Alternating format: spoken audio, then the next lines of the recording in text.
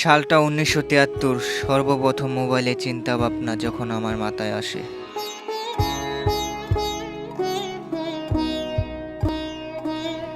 কি রে বন্ধু, আজকে কি আবিষ্কার করলি?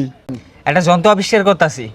প্রতিদিনই তো তোর পাগলামি শুনতাছি, আজকে আবার কি পাগলামি আবিষ্কার করছো শুনি?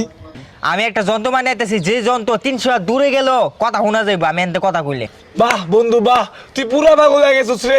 তোরা আমার প্রতিবেটা বুঝলি না রে, এটা সম্ভব, এটা বানানো সম্ভব কি রে রে। বন্ধু, হয় নাকি একটা নতুন যন্ত্র আবিষ্কার করছে ৩০০ ফিট দূরে গিয়ে কথা শুনান দিব। কি দূরের মানুষের সাথে কথা কবি? পাগলামি বাদ দে, আগে বিয়ে কর, পরে এগুলা নিয়ে ভাবিস।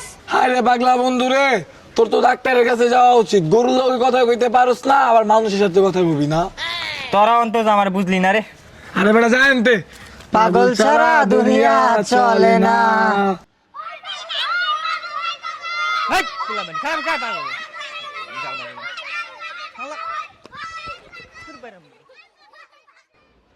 আয় আয় অনেক দেখ একটা পাগল পড়েছে, ওই পাগল নাকি এটা আবিষ্কার করবো।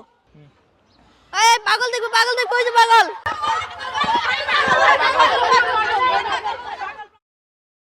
ওই আমি বানাই ফেলছি, এখন আমি দূরের মানুষের সাথে কথা কইতে পারবো। পাগল তো দূরের কে, চাঁদের লোকে কথা কইতে পারে। পাগল কইয়া লাভ নাই, আমি বানাই ফেলছি। হ্যালো, কি যন্ত্র বানাইছে? মানুষ দূরের কথা, গরুর লোকে কথা কয়। ওই পাগল আর যন্ত্র পুরা পাগল, এটা পাগলের পাগল যন্ত্র। হয়ে গেছে গা। পাগলের যন্ত্র। পাগল হারে, মালিক চাচার লিগা মামা অনেক আফসোস করতেছি রে, পোলাটা পাগল হয়ে গেল। এ পাগল পাগল পাগল।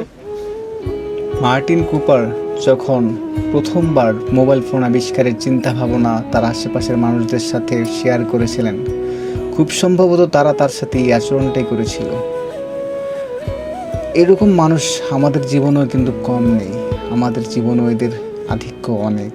আমরা যখন কোনো কাজ করতে চাই, যখন আমাদের মাঝে দেখা দেয় কোনো এক সম্ভাবনা, কোনো এক নতুন দিগন্তের, তখন এই মানুষগুলো আমাদেরকে দমিয়ে রাখতে চায়।